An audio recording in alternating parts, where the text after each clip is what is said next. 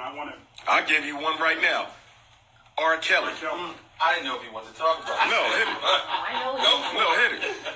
Listen, as someone who works in the schools, as a school psychologist, my doctorate is clinical psychology. I got into this field to help children.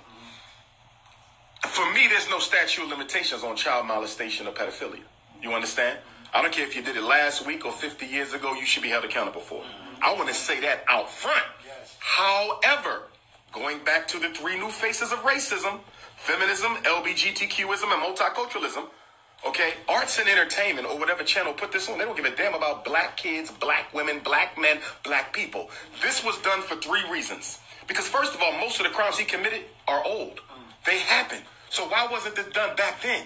All of you in the video, why didn't y'all expose R. Kelly back then? You know why y'all didn't expose him? Because y'all thought y'all was going to get something out of this. The sickness of the R. Kelly show is the fact that everyone on the show was an accomplice to the crime. So my question to them would be, when they lock him up, because you love kids all of a sudden, but you didn't at that time, are you acceptable with being named as an accomplice and being sentenced to prison time yourself? Every parent, every woman, all of you are guilty. And my issue with the black feminists is they want to separate R. Kelly away from the system in which he existed. This was not a one-man operation. This was a system of people that preyed on children or allowed them to be preyed on and did nothing as long as they were getting what they expected out of the situation. That's not justice.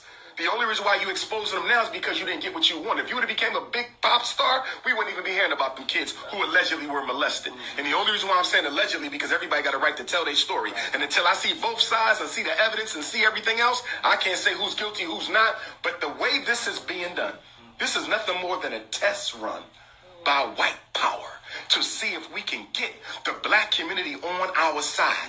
Either way the black community goes, we will benefit. Let me tell you what I'm talking about. Let's say the black community says R. Kelly needs to go to jail.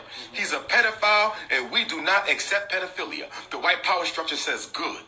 Black people are willing to let us destroy their own. So then, any black man we want to take down in America who is not guilty of R. Kelly's crimes, we'll just paint them as pedophiles because it's been so sensationalized in the media, and we could take out 24 more prominent black men who are not guilty because we got the black community to align themselves with the same criminal and justice system that's been destroying a community for hundreds of years. Now, let's say we go the other route and say, let's protect R. Kelly, okay? Because he's a hero and he's a successful black man, and we ain't gonna let the white man get him.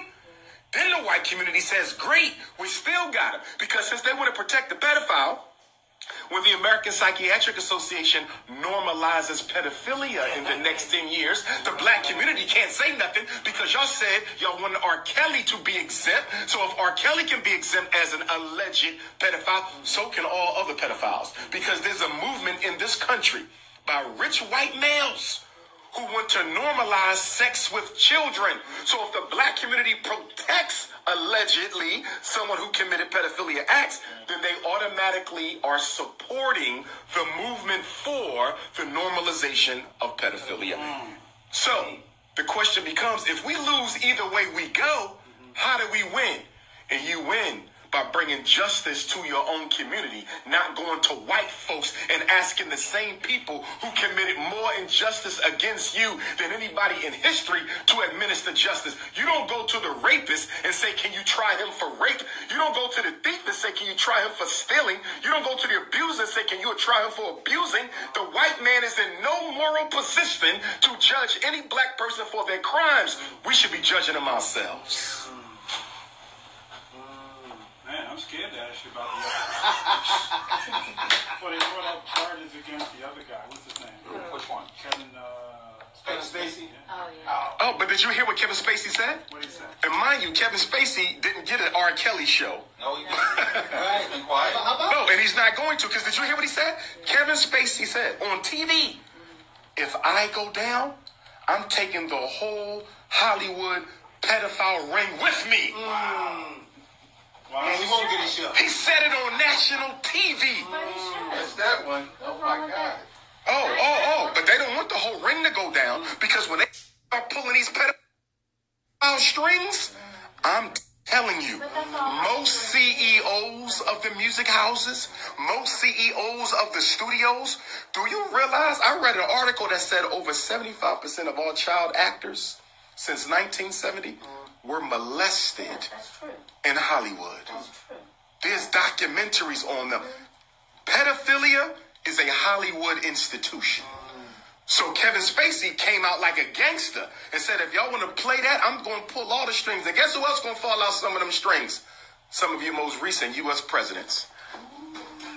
But is that surprising, though? I mean, it's corrupt. See, here's my thing.